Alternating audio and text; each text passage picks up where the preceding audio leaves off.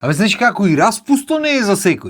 Какви луѓе има. Значи некој се само за да ги врзиш и да работат цело време. Ти го пушти од синџир. Уживаевате. Како ние песо што го има в менниот. Мирен, културен, абе замерак мора да мислиш што човек муавет прави. Го пушти. Уживаевате, нема проблем за тебе. Не се привира во дворот, дур не припадни море човек, дур не пукни за јадење, за пиење, не се привира. Тој тука е цело време. Ќе трча, ќе си игра со тебе, а не го остава го фати. Такви се поголемиот број на луѓето во државата. Или што би се рекло во нашите понародни кругови имаат сомнителни морали. Само че морале негде сомнително ме сваѓа. Од изборот морал му значи нешто. Го слушнале негде во некоја песна таму. Се пошто го слушнале во песна, треба го пусти го да дома, а не се привира. Цело можда децата нема сакат да го слушнат, а можда и некои од модерните родители нема сакат да го слушнат. Не знам. Ама мене ако ме најдоте, јас би ви рекол да маниме на шпица прво, па да ви кажам што мислам. Што викаат? Седи море како филмоите ќе направам со суспензија на крај. Ајде, те пуштај шпица.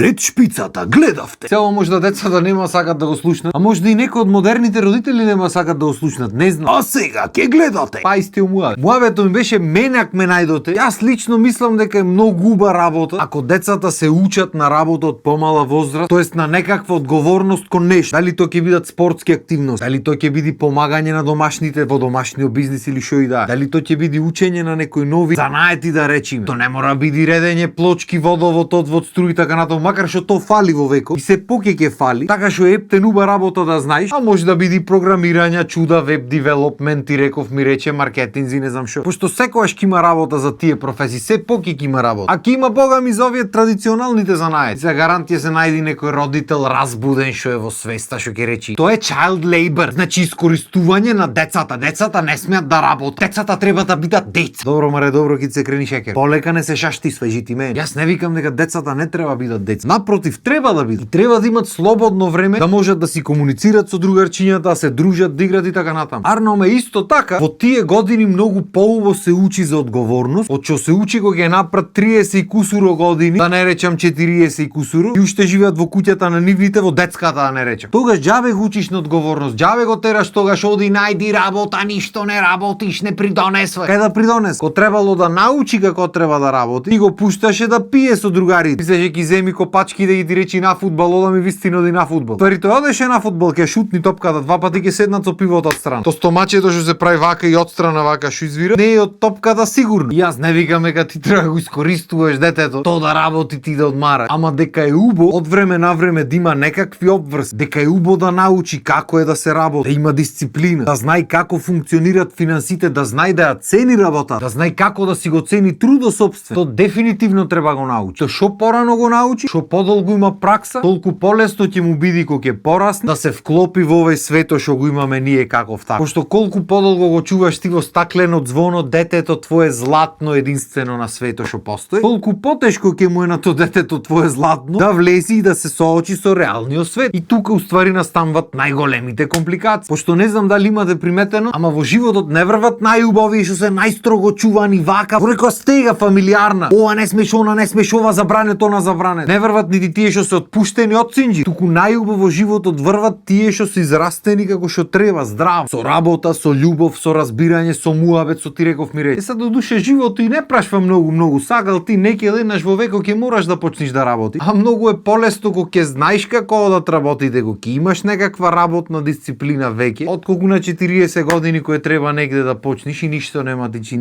чини, бе бат. И после цел свет ќе ти биде крив, оди ти мораш да работиш нешто што не киш да го работиш. А особено ги те крив Виктор од избора, така. Оти го работи тоа што сака да го работи. Исто така многу е битно децата спортуваат нешто, особено за вакви распусти кај што не мора дој на училиште, не мора дој нигде. Особено во овие генерации кај што неќат ни од дома да мрднат. И дури јас би рекол да не е рекреативно, туку да е компетитивно, да се надпреваруваат. Мислам и рекреативно е супер. Кој да е спорт, на каков и да е начин, тоа е супер да се прави. И на крај на денот има деца што едноставно немаат желба за спортување. Ако нема желба, и рекреативно го натераш беше победа. Ама таа желбата се ствара со тек на време. И таа желбата треба ти да му ја наметниш. Нема сигурно некој дете од нигде никаде од пред компјутер да изрази желба, јас сакам да трчам. Нема бе бате. Ако не е таков тип на човек, нема сам да изрази. И се нормално пак ќе се појави некоја разбудена мајка. Ја моето дете со сила не го терам ништо да прави. Што сака она ќе си одлучи. Нема грешка маре. Пошто зборот родител старател е само збор, така. Тоа што полнолетството и од луѓите почнуваат на 18 години, тоа е така чисто импровизорно направено, не дека е битно многу во развитокот на детето. Нема грешка, само напред. Пошто факт е дека има најразлични типови на карактери на деци, тоа е нормално. Ама затоа се тука родителите за да ги водат децата на еден здрав пат, пошто тие секако некаков пат ќе фатат. Ама е многу поубаво да ги извеш на некој поздрав пат, отколку да ги остеш тие да си одбират. И особено ако се таков табиет некој мрзоволен, тално ќе си го одберат најлесниот пат, линија на мал отпор. И после па Виктор ќе види крив од избора на темите, така. Пошто рековме во Македонија никој не е крив за ништо. Сите сме прави, абе, крив е некој друг. Еве Виктор ќе види, не е проблем. Јас лично не ни знам што би прел цел распуст ако немав нешто такво убаво да правам. Уствари знам што би прел, би помагал низ дома. Дрва, камења, утовар, растовар секој ден бат. Ма не можам да ти опишам со кој мерак се одеше на тренинг. Не дека беа лесни тренинзите, не дека нешто преубаво беше, претешко беше. Ама задоволството го ти оклад медал од вака. И го знаеш дека нешто си направил, не се опишва со ниедни збор. Дружбите што ќе ги направиш со луѓето што остануваат за цел живот пријатели, не се опишваат со ниедни збори. Работните навики што ќе ги стекнеш, што ќе стануваш секој ден и од саба или поручеки, што ќе одиш пешки, што ќе работиш измеѓу, ќе ти поможат секогаш во живот. Секогаш ќе ти бидат плюс. И затоа многу пати кога ќе правиме муавет и кои ми речат луѓе па и другари блиски, оре алала ти ја тераш работата, не се откажваш, работиш, се што сакаш полека си исполнуваш ова, ќе си направиш пона, ќе си